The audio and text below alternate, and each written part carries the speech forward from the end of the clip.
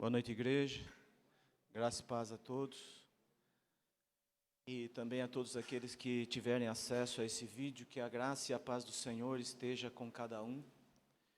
E que nessa noite a palavra de Deus venha falar em nossos corações, segundo a sua misericórdia, segundo a sua graça. Antes de nós lermos e darmos início àquilo que o Senhor tem para nós essa noite, vamos orar para que o Senhor, na sua infinita misericórdia e graça, possa falar aos nossos corações segundo as nossas necessidades, porque somente Ele conhece todas as nossas necessidades, nem nós mesmos conhecemos as nossas necessidades, mas o Senhor conhece todas. E também estar clamando em favor do nosso irmão Walter, não esquecendo, também do Samuelzinho, para que Deus venha a alcançar todos os nossos irmãos que fazem parte do corpo de Cristo, que é a igreja, em toda parte do mundo, que se encontram enfermos, também muitos sofrendo perseguições e padecendo por anunciar o Evangelho de Cristo, a palavra da verdade, a palavra salvífica, que o Senhor deixou para nós que somos igreja, que nós estejamos orando em favor da igreja. Mas nesse momento vamos pedir a Deus que Ele fale conosco nessa noite. Pai amado, Pai querido, Deus de toda a eternidade, único, santo e verdadeiro, ó Deus, nesse momento nós pedimos que o Senhor, segundo a Tua misericórdia e graça para conosco, venha, Senhor, através da Tua palavra, falar aos nossos corações, Pai. Precisamos ouvir a Tua voz, precisamos ouvir, Senhor, a Tua palavra, Pai, de acordo com aquilo que nós necessitamos, de acordo com aquilo que nós precisamos, Senhor, urgente. Ó Deus, para que nós estejamos mais próximos de Ti, Senhor. Ó Deus, o Senhor sabe, conhece os nossos corações, porque foi o Senhor que nos criou, a Sua imagem e semelhança nos criou, para louvor e honra da Tua glória. Ó Deus, precisamos ouvir a Tua voz, Pai. Fala conosco, Senhor, essa noite, no nome santo e precioso do Teu Filho amado, Jesus Cristo, que nós pedimos e Te agradecemos, Senhor. Amém e amém. Nós vamos ler, irmãos, no Salmo 20, a partir do versículo 7. E que Deus tenha misericórdia de nós.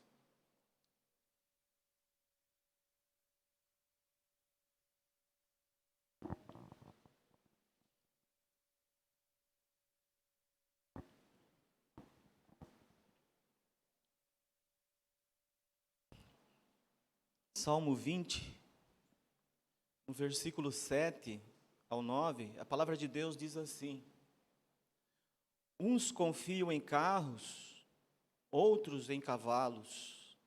Nós, porém, nos gloriaremos em nome do Senhor, nosso Deus.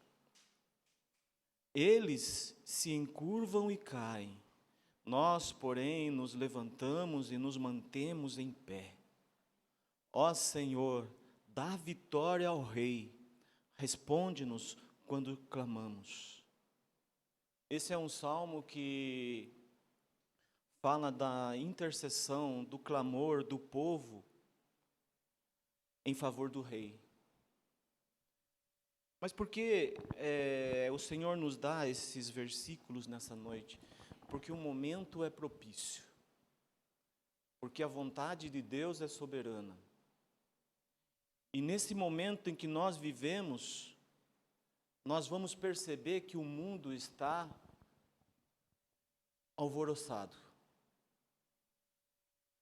Estando hoje vendo um dos jornais pela televisão, num momento em que eu pude me assentar ali, eis que o mundo espiritual se prepara para o final de mais um ano e para o início do próximo ano. Hoje, 30 de dezembro, amanhã, véspera do próximo ano. São dias, são meses, são anos que demarcam a humanidade E o mundo segue o referido calendário. Mas nós, como igreja, nós servimos um Deus que é atemporal. E nós não nos prendemos nessas coisas. Mas o mundo espiritual está em polvoroso. Estão voltados para aquilo que vão fazer, as cerimônias que serão realizadas. Há uma cidade aqui no Brasil que mais de 54 instituições voltado para Umbanda e Candomblé estão reunidos à beira da praia, esperando o Réveillon, esperando a virada do ano, para oferecer as suas oferendas aos seus ditos orixás. São chamados de religião. Mas, e o povo de Deus? E o povo de Deus nisso tudo? É verdade que não na maioria, não na totalidade, mas muitos cristãos ainda se prendem a rituais sempre, todo final de ano.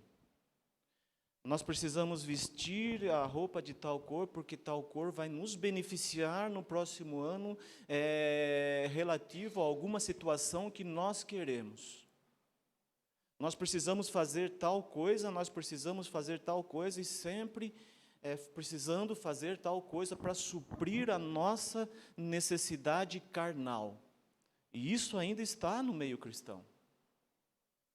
Amanhã, as instituições religiosas estarão reunidas e aguardando a virada do ano para se dobrarem de joelhos e clamar a Deus por um ano melhor. Por um ano de possibilidades, e essas possibilidades são colocadas como, primeiramente, possibilidades materiais. E eu estou colocando isso para que os irmãos entendam depois o que virá próximo depois disso. Então também as instituições religiosas, os cristãos, também existem muitos ainda que são adeptos e são presos a essas superstições, a essas coisas, a essas fábulas. Precisam fazer tal coisas e tal coisa para que o ano que vem seja propício, seja melhor. E nós esquecemos, nós como filhos de Deus, cristãos verdadeiros, que Deus já deu o melhor dele para nós. O seu próprio Filho, o Senhor já nos deu. O melhor de Deus não está por vir, não. O melhor de Deus já veio para nós. E esteve conosco, se fez homem, se fez carne, habitou entre nós, padeceu dores como nós, sofrimento, sofreu. Nós nunca sofreremos o que Cristo sofreu. Ele sofreu inimaginavelmente tudo que nós não imaginamos que possamos sofrer. Não, nós não temos capacidade nenhuma, estrutura humana nenhuma para sofrer o que Cristo sofreu por nós. E é por isso que Ele está sentado à destra do Deus Pai Todo-Poderoso, intercedendo por nós, porque Ele sabe o que é padecer. E Ele conhece a nossa estrutura e sabe que nós somos pó. E nós não precisamos de nada disso. Nós não precisamos estar amanhã à meia-noite aguardando o virar do relógio à meia-noite e para daí dobrar o joelho e clamar a Deus. Por quê? Não, nós devemos estar constantemente na presença de Deus, de joelhos dobrados, clamando ao Pai, glorificando ao Pai, agradecendo ao Pai por tudo que Ele é por nós. Então nós precisamos entender, irmãos. E é por isso que o clamor aqui, em meio à batalha, em meio à dificuldade, o povo de Deus está clamando em favor ao rei, e está dizendo, olha, uns confiam em carros, outros em cavalos, e nós vemos isso no meio cristão, o povo cristão confiando naquilo que é material. Eu preciso ter algo reservado, porque eu não sei o que me aguarda amanhã. E realmente eu não sei o que me aguarda amanhã, mas o que me aguarda amanhã eu sei que está deliberado por Deus, e Ele sabe todas as coisas. E se eu estou na presença do Senhor, se eu estou próximo ao Deus Pai Todo-Poderoso, o que vai ser amanhã, e é segundo a vontade dEle, e o que eu tiver que passar, seja para a honra e glória dEle. Então está dizendo aqui, olha, uns confiam em carros, outros em cavalos. É um alerta para nós. E aí continua, nós, porém, o povo separado, nós, o povo de Deus, o povo escolhido por Deus, exclusividade de Deus, nós, porém, nos gloriaremos em o nome do Senhor, nosso Deus. Se há alguma coisa em que se gloriar, que nós venhamos a nos gloriar em Cristo, porque Cristo é a glória do Pai. E aí ele continua dizendo, olha, eles se encurvam e caem. É isso que acontece com o mundo nunca vai melhorar, o mundo só tem piorado, porque confiam no dinheiro, confiam no Deus Mamon. Não, o povo de Deus não. Aí o mundo se encurva e cai, confiam no governo secular. E muitos preocupados, olha, o ano que vem vai ser pior. E tem razão, não vai ser melhor. Nunca foi. O mundo sempre viveu de guerra sobre guerra. O ser humano se levantando contra o seu semelhante. O povo passando fome do lado de fora, quando o governo oferece os seus banquetes para aqueles que mais lhe interessa.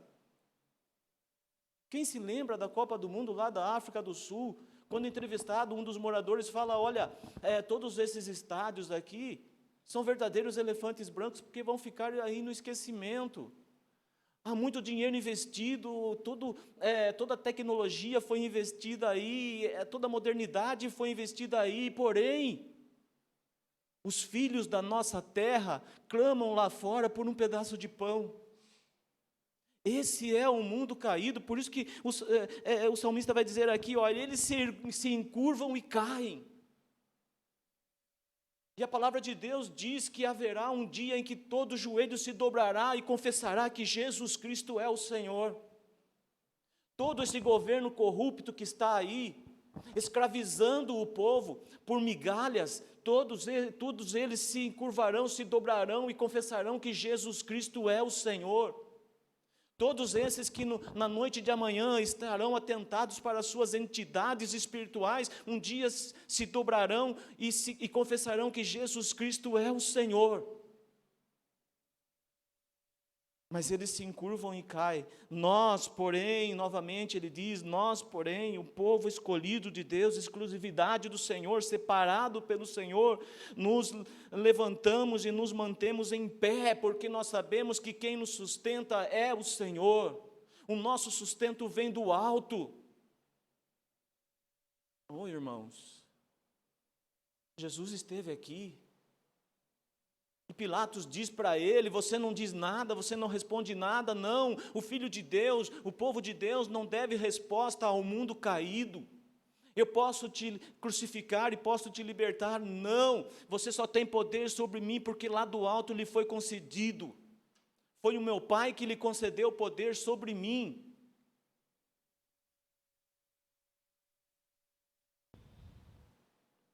Mas o povo de Deus se levanta e se mantém em pé, porque aquele que nos sustenta habita em nós, e aquele que habita em nós é maior do que aquele que jaz no mundo. E aí ele continua, ó Senhor, dá vitória ao Rei, responde-nos quando clamamos, responde-nos, ó Deus, mas o quanto nós temos clamado ao Senhor, para que Ele possa nos responder, porque a palavra de Deus diz que nós devemos conhecer o Senhor e prosseguir em conhecê-lo. É um conhecer do Senhor todos os dias, todos os instantes, conhecer e conhecer, conhecer e conhecer, como Enoque foi conhecendo e conhecendo, conhecendo e conhecendo, até o ponto que Deus o tomou para si. E aí, quando nós conhecemos e conhecemos ao Senhor, nós vamos entendendo qual é a vontade dEle, e perceber que a vontade dEle é boa, perfeita e agradável, e aí, tudo aquilo que nós clamamos e pedimos ao Pai, segundo a vontade dEle, aí sim, Ele nos concede. Mas segundo a nossa vontade? Não, porque a nossa vontade é carnal, a nossa vontade é terrena, E é por isso que amanhã estarão todos atentos para a virada do ano e fazendo os seus rituais ali, para que talvez tenham um ano próspero, um ano melhor. Oh, irmãos, a própria natureza caída, nos seus estudos, diz que o tempo é relativo. Mas o povo está preso no tempo. Vai ser um novo ano, vai ser um novo tempo. Não, tudo continua a mesma coisa. Tudo continua a mesma coisa. E a tendência é piorar. É piorar, mas nós devemos estar o quê? Alicerçados na rocha, que é Cristo. Porque quando vem a tempestade, nós sabemos em quem nós estamos alicerçados, nós sabemos em quem nós temos crido, nós sabemos quem está próximo de nós, e nós sabemos em quem nós estamos próximos. E aí nós podemos clamar ao Pai segundo a vontade dEle, e Ele nos ajuda, nos socorre.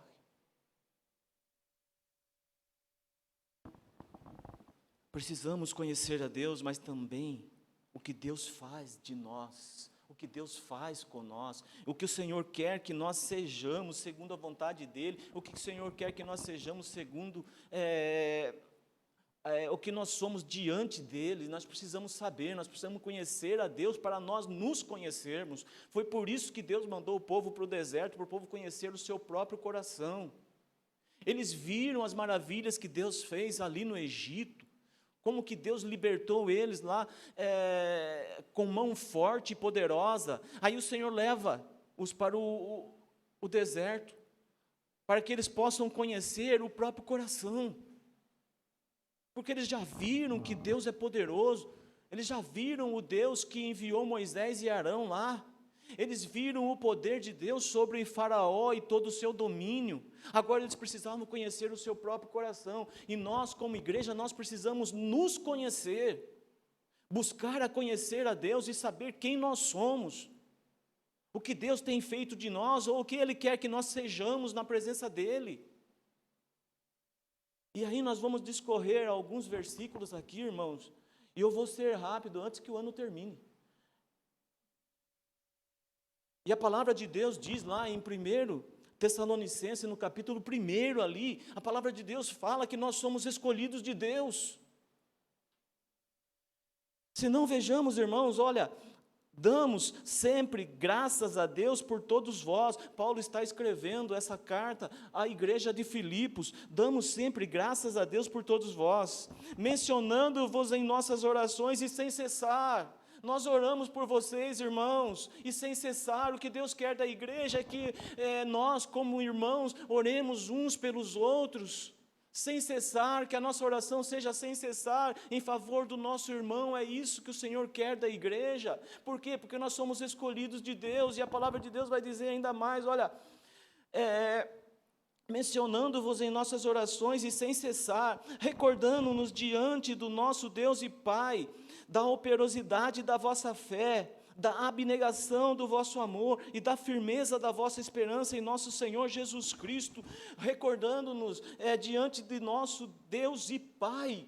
Qual é toda a recordação que nós tivermos do nosso irmão, que seja diante do nosso Deus e Pai, para que nós não venhamos errar com o nosso irmão, pecar contra o nosso irmão.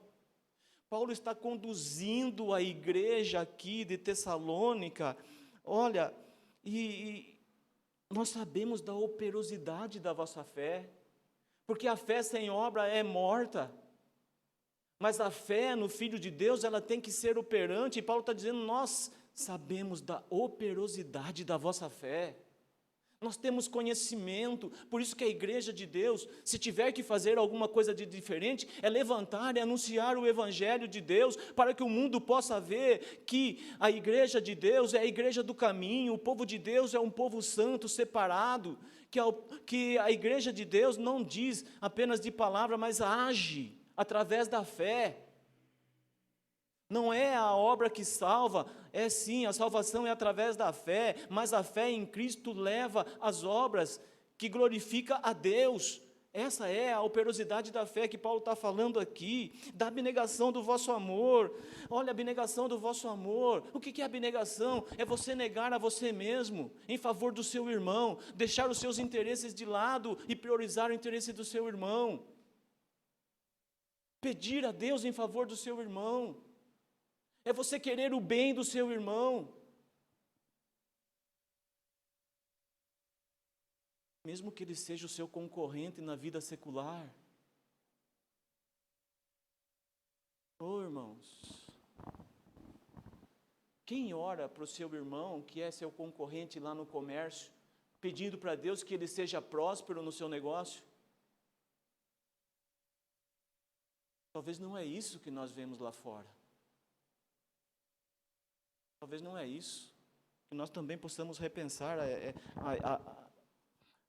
a esse favor e da firmeza da vossa esperança em nosso Senhor Jesus Cristo, reconhecendo, aí Paulo diz, eu reconheço, e todos os que estão comigo reconhecem, por isso que ele diz, reconhecendo, irmãos amados de Deus, a vossa eleição, nós fomos eleitos por Deus, escolhidos por Deus, e isso não é pouco, por isso nós não precisamos vestir a roupa que combine lá com aquilo que nós desejamos, nas coisas materiais que nos cercam, não, Deus já nos tem dado tudo, e tem dado o seu melhor, não, nós não precisamos disso.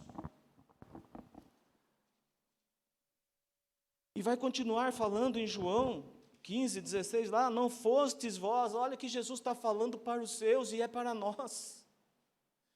Nós nunca iríamos a Deus, nós nunca chegaríamos a Deus por nossa vontade própria, não, mas Jesus, Ele ali consola os seus e diz, olha, não fosses vós que me escolhestes a mim, pelo contrário.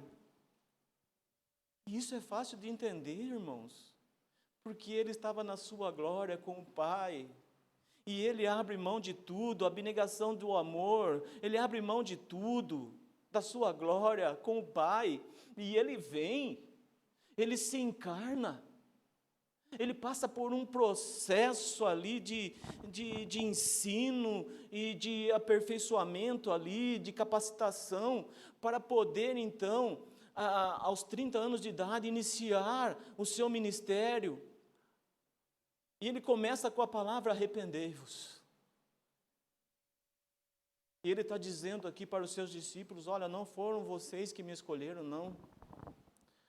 Pelo contrário, eu vos escolhi a vós, outros, e vos designei, para que vades e deis fruto, eu escolhi vocês. Vocês estão sendo capacitados, vocês serão enviados para ir anunciar aquilo que vocês aprenderam comigo, e aquilo que vocês aprenderam de mim, para que vocês também possam fazer discípulos. Que é o fruto aqui que fala. É aquele que está lá, esquecido, mas quando você chega e anuncia o Evangelho salvífico, a palavra de Deus, o Evangelho em amor, aquela pessoa ouve. E aquela pessoa então é um filho de Deus ali, escolhido desde antes a fundação do mundo, que agora ele ouve a palavra de Deus, e aquela palavra ali fica na sua mente, e agora o trabalhar do Espírito Santo para convencê-lo agora. Esse é o fruto que Jesus está falando aqui. E o vosso fruto permaneça. Não é criar simplesmente um prosélito, não.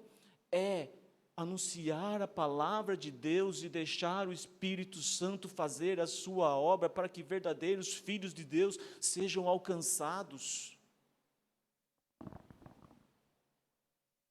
A fim de que tudo quando perdidos ao meu Pai, Ele vos conceda.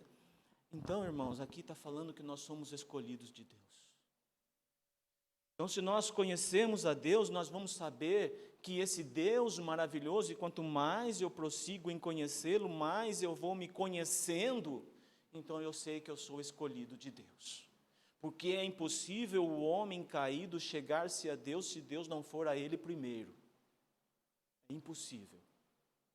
E como que Deus vai a ele primeiro? Através daqueles que já foram alcançados. Quando anuncia o amor de Cristo, quando anuncia o Evangelho da salvação. Mas se nós somos escolhidos, lá em 2 Timóteo vai falar que nós fomos chamados. Também, nós somos não simplesmente escolhidos, mas também nós somos chamados. E Paulo vai dizer assim para Timóteo, aquele jovem, mas que tem uma responsabilidade muito grande diante de Deus, com a sua palavra. E Paulo diz para ele: não te envergonhes, portanto, do testemunho de nosso Senhor. 2 Timóteo 1, 8-9. Do testemunho de Cristo, não se envergonhe do testemunho de Cristo. Cristo foi crucificado, sim, mas nada havia contra ele que o condenasse à cruz. E era vergonha ser crucificado. A morte mais terrível e vergonhosa, porque os corpos ficavam expostos ali, todos que passavam meneavam a cabeça.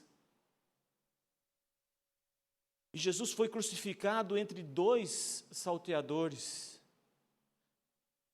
É a posição de destaque, é a posição mais vergonhosa. Então Paulo está falando aqui, ela não tem vergonhas, portanto, do testemunho de nosso Senhor, não se envergonhe. Você é jovem, não tenha vergonha do testemunho de Cristo.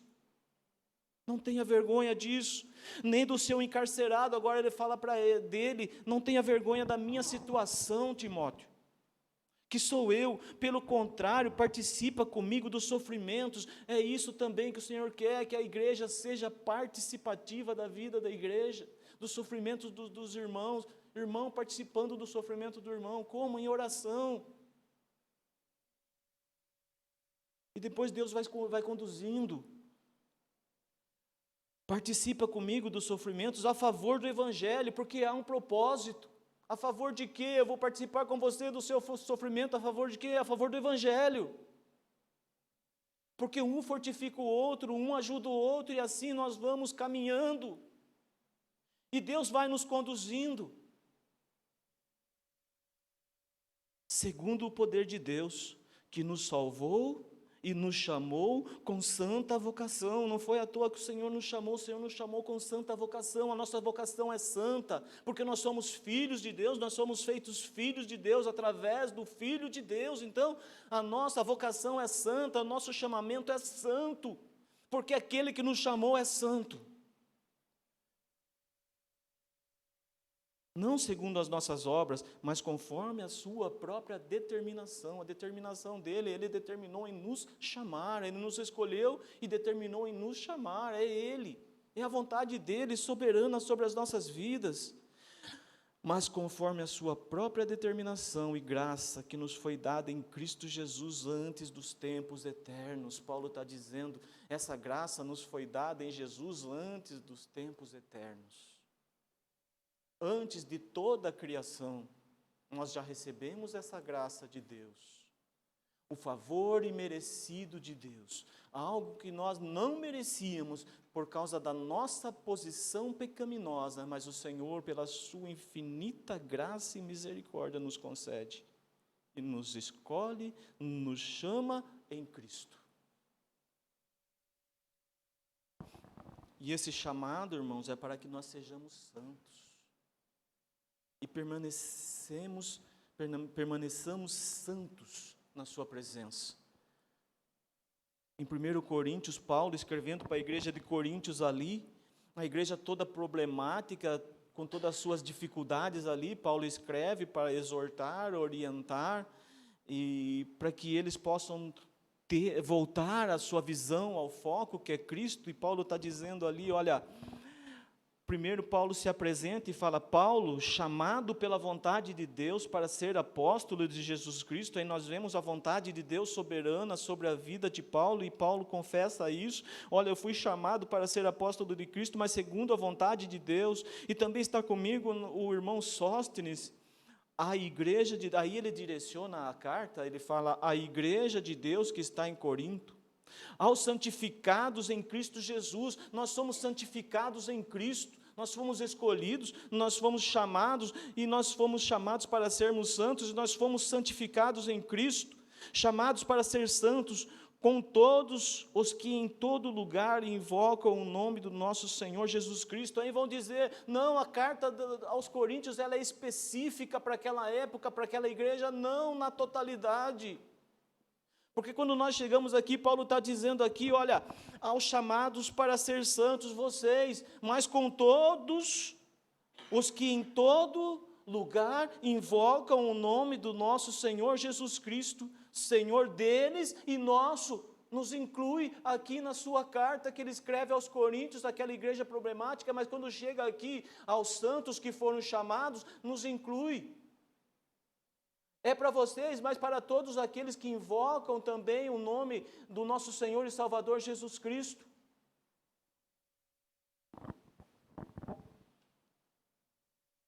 E aí ele continua, e ele diz que esse Senhor é Senhor deles e nosso.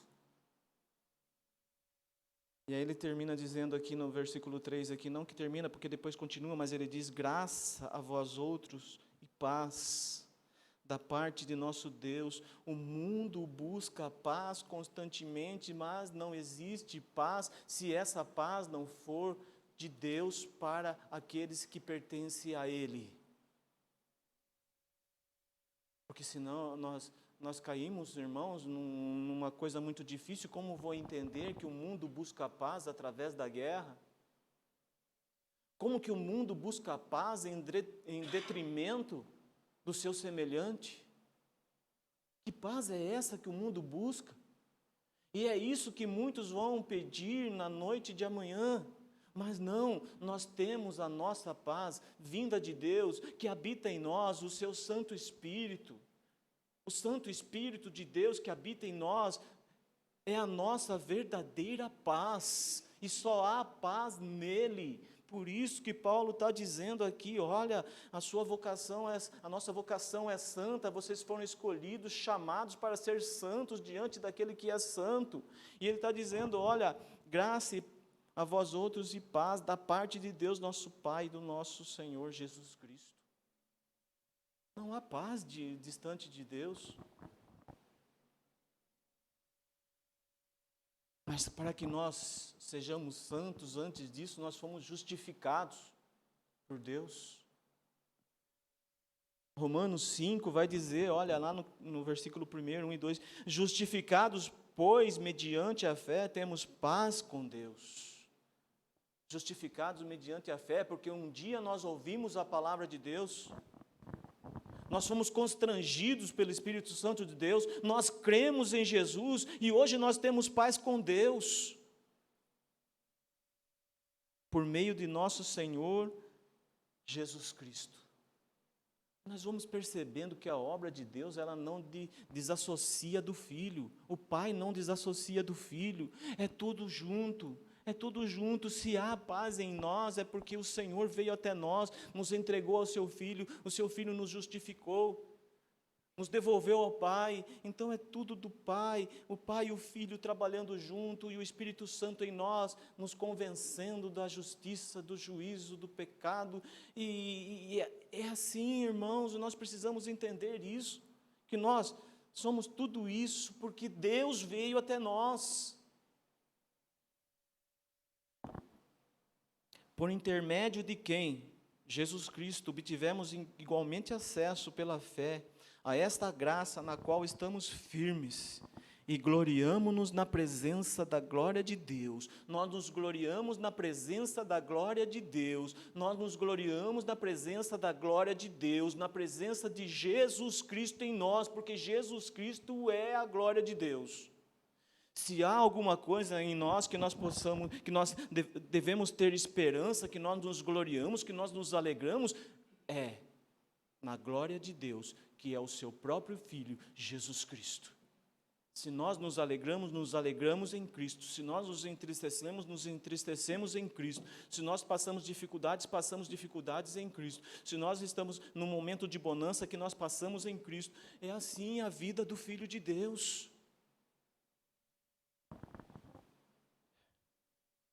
E tudo isso, irmãos, porque um dia o Senhor veio até nós e nós o recebemos, e o Senhor, por intermédio do sacrifício do seu Filho ali na cruz, Ele nos perdoou.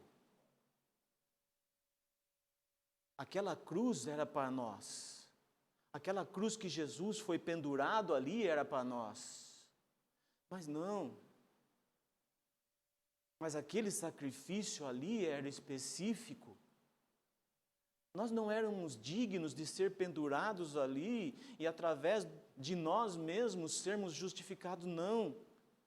O cordeiro tem que ser sem mancha, sem mácula alguma. É somente ele. Era somente ele que poderia estar ali. E ele fez isso por amor. É essa abnegação que Paulo diz ali, que Paulo ensina. Jesus estava ali por amor ao Pai e por amor à igreja. E nós fomos perdoados por causa de Cristo. Porque a palavra de Deus diz em Colossenses, Ele nos libertou do império das trevas e nos transportou para o reino do Filho do seu amor. Deus Pai nos liberta do império das trevas e nos transporta para o reino do Filho do seu amor. É a operação salvífica do Pai, no qual temos a redenção, o resgate. O Senhor nos resgatou do império das trevas e vai dizer a remissão, o perdão dos pecados, através de Cristo. Nós temos o resgate, que é a redenção do império das trevas, e temos o perdão, que é a remissão dos nossos pecados. E aí Paulo diz lá em Romanos 8, agora, pois, já nenhuma condenação há para os que estão em Cristo Jesus, porque a lei do Espírito da vida em Cristo Jesus te livrou da lei do pecado e da morte. Se temos vida hoje, temos vida em Cristo, porque Cristo morreu e venceu a morte por nós. Ele ressuscitou e nós ressuscitamos com Ele, porque nós morremos com Ele na cruz. E agora, que somos feitos filhos de Deus por causa do Filho de Deus, nenhuma condenação há. Não há mais condenação, porque Ele já nos resgatou das trevas, Ele já nos perdoou, Ele já nos purificou de tudo, de todo mal. Ele nos santificou nele mesmo. Então já não há mais nenhuma condenação. E isso para nós é motivo de alegria. Mas então agora eu vou viver... Não, é motivo para nós adorarmos a Deus mais e mais, estarmos mais próximo dEle, agradecê-lo todos os dias por essa tão grande e maravilhosa salvação, que nós não tínhamos merecimento algum, mas a sua misericórdia, que não nos dá aquilo que nós merecemos, e a sua graça que dá aquilo que nós não merecemos, é que fez isso conosco. Hoje nós somos igreja, povo de exclusividade de Deus, irmãos. Nós éramos gentios, sim, mas hoje nós somos filhos de Deus. Em 2 Coríntios vai dizer que nós somos nova criatura, nova criação em Deus. Lá em 2 Coríntios 5,17 vai dizer assim, olha, e assim se alguém está em Cristo, e nós estamos em Cristo, porque imagina, irmãos, se nós não estivéssemos em Cristo, tanta coisa sendo oferecida lá fora neste momento, e nós estamos aqui reunidos como igreja, em torno da palavra de Deus, para ouvir a voz do Senhor, e clamar pela misericórdia de Deus, e dizer, Senhor, eu preciso ouvir a sua voz. Nós somos filhos de Deus, e a palavra de Deus vai dizer, olha, e assim se alguém está em Cristo, é nova criatura, é nova criação, de acordo com o segundo Adão, que é Jesus Cristo. As coisas antigas se passaram, eis que se fizeram novas. E Pedro vai dizer, quando ele escreve a sua primeira carta ali, já no capítulo 1, ali no versículo 3, ele vai dizer, bendito Deus e Pai de nosso Senhor Jesus Cristo, que segundo a sua muita misericórdia, nos regenerou, é novo nascimento, é nova geração, é o Senhor que fez isso conosco. Ele nos gerou novamente para uma viva esperança. A nossa esperança é Cristo, é o Filho de Deus, mediante a ressurreição de quem? De Jesus Cristo dentre os mortos. É o Pai e o Filho trabalhando junto, em nosso benefício. E nós esquecemos de agradecer. Na nossa correria do dia a dia, nos nossos interesses próprios, nós esquecemos de agradecer. É isso que o Pai espera do Filho. O Filho agradeça, porque o Pai quer o melhor, embora o Pai corrija, e a palavra de Deus diz que o Filho que tem o Pai recebe correção, mas aquele que está sem correção já não é filho, é bastardo. É aquele que é concebido fora do casamento, o significado dessa palavra. E aí nós vamos ver que o Senhor faz tudo por nós, irmãos. Nós somos nova criatura por causa dele. Nós fomos regenerados, ele nos gerou de novo por causa dele. Mediante a ressurreição de Jesus Cristo dentre os mortos. E foi o Pai que ressuscitou o Filho. Então o Senhor está trabalhando em benefício do seu povo. Nós precisamos entender isso, que isso possa entrar na nossa mente, que nós tenhamos diante de Deus um coração de gratidão. E diz ainda mais, irmãos, lá no Antigo Testamento o Senhor dá a Moisés todas as medidas do tabernáculo, porque o desejo de Deus era habitar no meio do povo. É estar com o povo. Mas agora a palavra de Deus vem dizer aqui em 1 Coríntios que nós somos a habitação de Deus. Como eu posso entender isso? Um Deus que o seu trono está nas alturas, no mais altos céus, e a terra é estrado dos seus pés, mas ele habita no meu coração. A palavra de Deus diz que eu sou a habitação de Deus. Porque de Deus somos cooperadores. O Senhor nos chama para cooperar na sua obra, cooperar com Ele, mas em que eu posso ajudar aquele que é eterno, soberano e poderoso, único, santo e verdadeiro. Mas o Senhor se alegra em nos ter como cooperadores. Somos lavoura de Deus, edifício de Deus sois vós. E quando chega lá no versículo 16, a palavra de Deus diz assim, olha, não sabeis que sois santuário de Deus e que o Espírito de Deus habita em vós? O Espírito Santo de Deus habita em nós, irmãos, isso não é pouco. Não. Nós precisamos entender isso, irmãos, nós somos habitação de Deus. Deus habita em nós. Não me pergunte como, e eu também não quero entender como, eu só sei que Ele habita em mim e pronto. É como aquele cego lá que é questionado, mas quem que fez isso? Eu não sei quem fez, eu sei que eu era cego e hoje eu o vejo.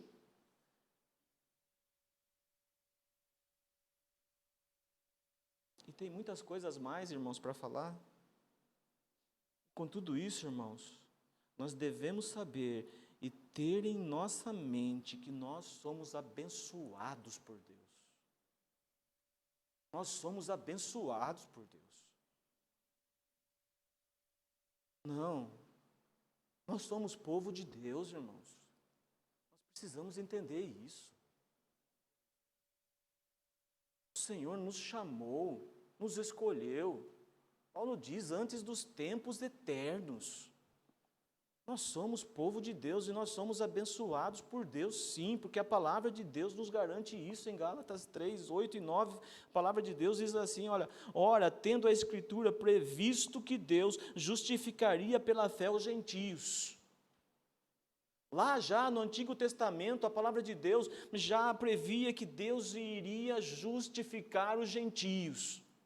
Que Jesus viria para os judeus, sim, mas os judeus não iam dar ouvidos, não iam reconhecê-lo, com exceção de alguns, sim, mas na totalidade não. O evangelho estenderia, sim, para os gentios.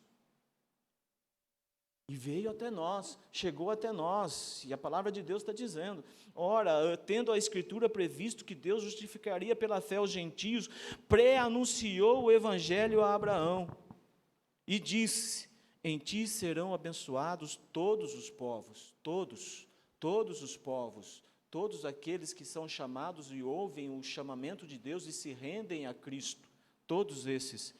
De modo que os da fé são abençoados com o crente Abraão. Nós somos abençoados sim por Deus, como Abraão foi abençoado. Mas eu não estou falando de riqueza, de dinheiro, não, eu estou falando da presença de Deus. Eu estou falando da presença do divino em nossa vida. Nós somos abençoados por Deus.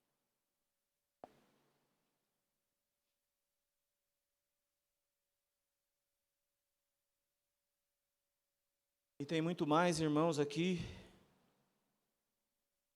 Jesus também vai dizer que se nós estamos nele, então nós somos livres, porque em certo momento ele estava ali com os judeus ali, e ele disse, olha,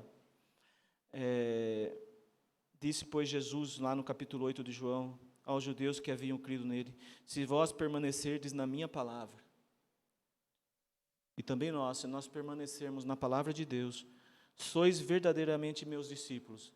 Nós somos discípulos de Jesus se nós permanecemos na palavra dele. E conhecereis a verdade vos libertará. Nós conhecemos a verdade e que nós prossigamos em conhecer a verdade, que é o próprio Cristo. Responderam-lhes os judeus, somos descendência de Abraão e jamais fomos escravos de alguém. E eles aí estão esquecendo do Egito. Eles estão esquecendo do exílio da Babilônia, da Síria. Mas eles estão dizendo aqui, nós somos descendência de Abraão e jamais fomos escravos de alguém. Como dizes tu, sereis livres?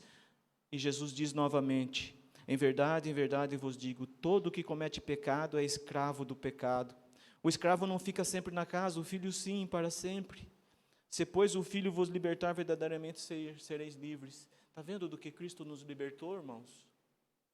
Ele nos libertou através do seu sacrifício lá na cruz, ele nos libertou da condenação do pecado.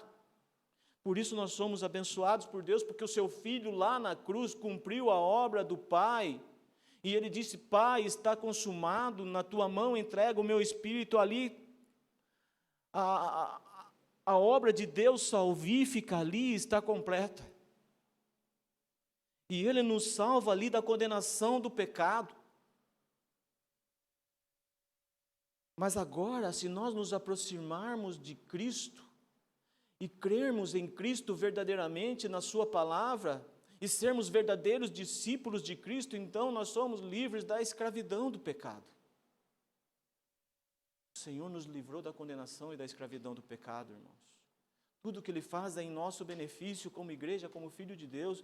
E pasmem, quando nós estivermos com Ele, nós seremos libertos da presença do pecado. E que isso tenha que ser em nosso coração um desejo ardente de o quanto antes, o quanto mais breve o Senhor voltar, para que nós sejamos livres da presença do pecado.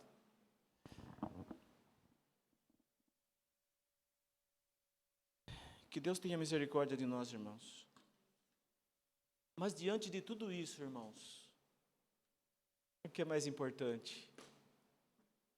Diante de tudo isso que nós percebemos, e tem muito mais, se nós formos procurar na Bíblia, buscar, estudar, nós temos muito mais que Deus tem oferecido para os seus, tem dado para os seus, aquilo que Deus quer que nós sejamos, tem muito mais. Mas é algo que eu quis aqui relatar e eu acho muito importante, irmãos, porque chega num momento que Jesus diz assim para os seus discípulos, lá em João 12, se alguém me serve, siga-me. Se você me serve, então me siga. E onde eu estou, ali estará também o meu servo. Olha que maravilha, irmãos. Nós podemos estar onde Jesus está. E se alguém me servir, o Pai o honrará. Então, se nós somos servos de Cristo, nós servimos a Cristo, o Deus, o Pai, nos honra. E onde Cristo está, nós estamos. Embora que no presente momento, nós não o vejamos a olho nu, mas nós podemos sentir em nosso coração, porque o Espírito Santo habita em nós, mas a palavra de Deus diz que chegará o momento que nós o veremos face a face, assim como Ele é. E nós estaremos com Ele na glória e reinaremos com Ele, porque nós somos filhos de Deus, nós somos irmãos em Cristo.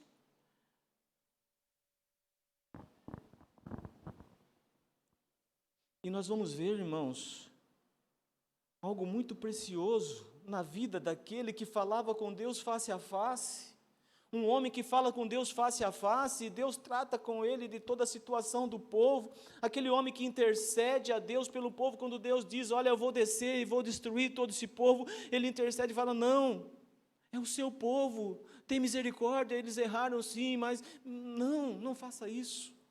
E Deus ouve o clamor daquele homem, Moisés. Mas quando chega em Josué, aquele homem que teve 40 anos ali no deserto, conduzindo aquele povo ali, mas quando chega em Josué, no capítulo 1, o único título que ele recebe é de servo do Senhor.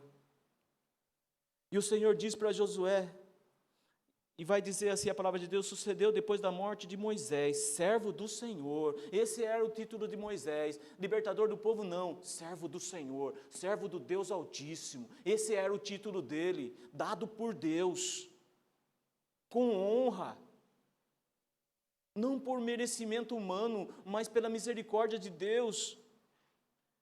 Que este falou a Josué, filho de Num, servidor de Moisés. Quem era Josué? Filho de Num, servidor de Moisés. Mas quem era Moisés? Servo do Deus Altíssimo.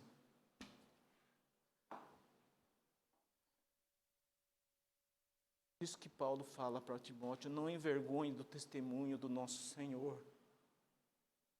Não envergonhe, porque Josué é conhecido como filho de Num, servidor de Moisés, mas Moisés é conhecido como servo do Deus Altíssimo.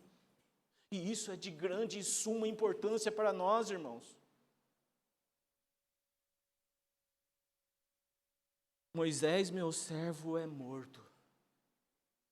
Dispõe-te agora, passa esse Jordão, tu e todo esse povo, a terra que eu dou aos filhos de Israel. Agora é você que vai conduzir. Eu estarei contigo assim como tive com o meu servo Moisés. Eu estarei contigo. E Josué foi trabalhado por Deus. Aquele jovem que ficava na porta da tenda da congregação, enquanto o servo estava lá dentro conversando face a face com Deus, esse Josué agora um pouco mais maduro, ele começa a conduzir o povo, e lá no final da sua vida, na sua velhice, ele vai dizer ao povo, vocês escolhem quem vocês vão servir, mas eu e minha casa serviremos ao Senhor. Ele aprendeu o que é ser servo, ele aprendeu o que é servir, e por isso eu posso dizer para os irmãos, não há posição maior na vida do filho de Deus do que a de ser servo do Deus Altíssimo. Há posições que o homem se autodomina como apóstolos, pastores e bispos, não. Servo de Deus, essa era a posição de Moisés, e falava com Deus face a face.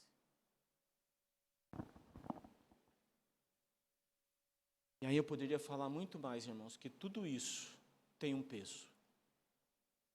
É com sofrimento, é com tribulações, por isso que o irmão leu, Paulo, ele se alegrava na sua fraqueza, nas tribulações, porque ali ele era forte, porque ele se aproximava mais de Deus. E quem era aquele homem que sofreu tanto? Ele vai discorrer tudo lá, no livro aos Coríntios, ele fala de todos os açoites que ele recebeu, dos naufrágios que ele recebeu, de todo o seu sofrimento ali, que ele sofreu em favor do Evangelho. Nós sabemos tudo isso, irmãos. Ele fala que sofreu 3 naufrágios. Quem que queria entrar no navio que Paulo estava? 3 naufrágios. Ele fala que ficou uma noite e um dia na voragem do mar. E aí a palavra de Deus não fala se era dentro do navio ou ele na água. na voragem do mar, aquele redemoinho que puxa para baixo. Ele ficou uma noite e um dia nessa dificuldade. Mas sabe o que ele diz a respeito de tudo isso? Porque mais lá para frente ele ouviu de Deus, olha, quando ele relata que ele houve um homem, não sei se, né, foi ao terceiro céu, viu coisas inefáveis, mas Deus coloca um espinho na carne e ele pede para Deus ali, ele clama a Deus várias vezes, e Deus fala, não, minha graça te basta. Esse homem experimentado e com todo esse sofrimento, com tudo aquilo que ele sofreu, ele escreve assim, olha para o 2 Coríntios, porque a nossa leve e momentânea tribulação, ele considera leve todas as suas tribulações, todos os seus sofrimentos, e momentânea, por quê? Porque a nossa vida aqui é rápida, é passageira, daqui a pouco nós não estamos mais aqui, o Senhor nos recolhe, o Senhor vem nos buscar, não sei, mas tudo de acordo com a vontade dEle. E Ele vai dizer, olha, porque a nossa leve e momentânea tribulação produz para nós eterno peso de glória, acima de toda comparação. Aquilo que nós veremos na glória não se compara àquilo que nós estamos passando aqui. Aqui não, aqui é leve e momentânea.